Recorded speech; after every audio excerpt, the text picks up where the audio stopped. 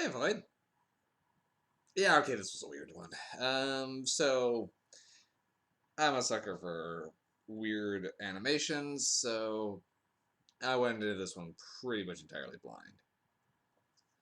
It's a Shudder exclusive, The Spine of Night, which stars Lucy Lawless and Patton Oswalt, as well as a slew of others. And it's sort of a ultra-violent fantasy rather than a horror film, despite being on Shudder. And it's got some really fascinating world building, but for me, it's really hard to get past the animation style. You get used to it after a while, but rotoscope has never really been my thing. I've tried with it, it just doesn't do it for me as much. This one, a lot of people compare it to heavy metal, and I can see that just from the animation style and the over the top blood, but it lacks. I mean, I gave kind of a mixed review to heavy metal anyway, but heavy metal at least had a style to it, and the music, and some kickin' music. This one has good world building, but the story itself is only so-so, and everything else just seems a little off about it. Alright, so this movie just came out this year, though apparently it's been like 7 years in the making because it's been a very small staff working on it, so I guess it's been a passion project. But still, it just seems to be lacking a little something. The animation itself just the backgrounds are beautiful, but the rotoscope characters themselves just it always looks like there's something unfinished. That could just be rotoscoping in general for me. I've never been a big fan of it, but I Anyway, this is a fantasy epic, pretty much retelling the events of the recent past. As our main character, a swamp witch, has trekked up a mountain to the area where a blue flower of power is being held, and the guardian there is wants to kill her, but after having revealed that the flower's power has already escaped into the world, he wants to hear how this has happened and what has been going on in the world, so most of the movie is a flashback to that point. Despite our witch having died very quickly in the beginning of her story and her still being here, well, the story continues about essentially her death at the hands of a scholar who stole the flowers that she and her swamp people had been using and protecting.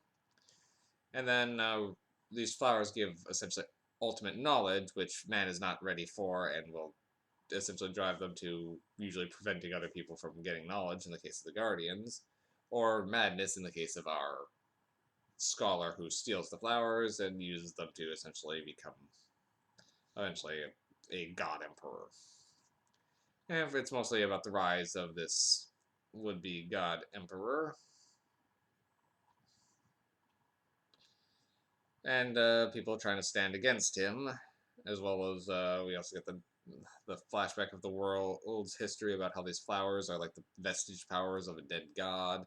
There's some really cool concepts in this, and the storytelling itself is fine.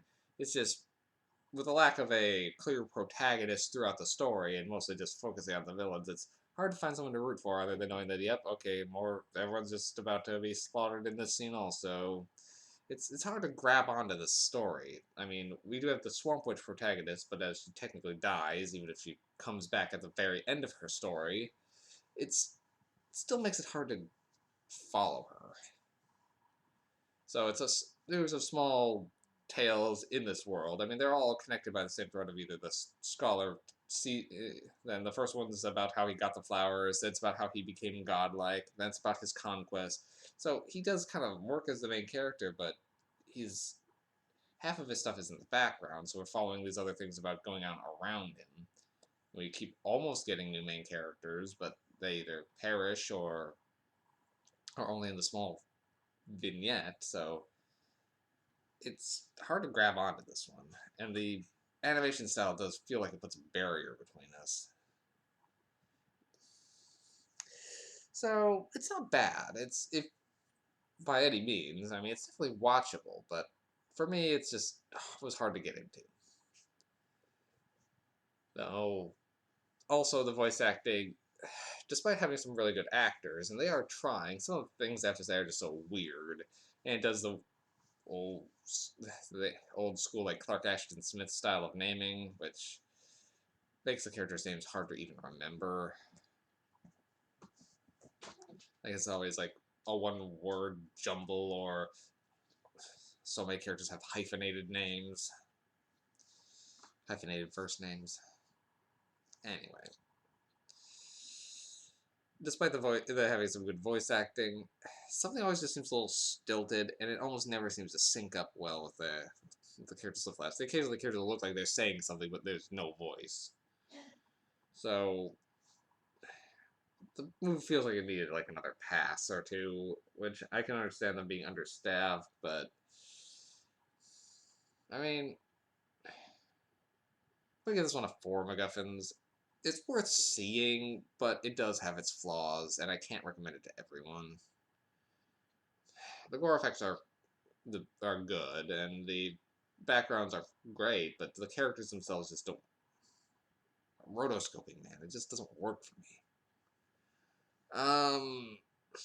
Yeah, it's an interesting fantasy, but again, the lack of coherent narrative, this particularly since it keeps being broken up by interruptions and as it's a story being told, it really has the flow is a little bit off. But yeah, it's up on Shutter now.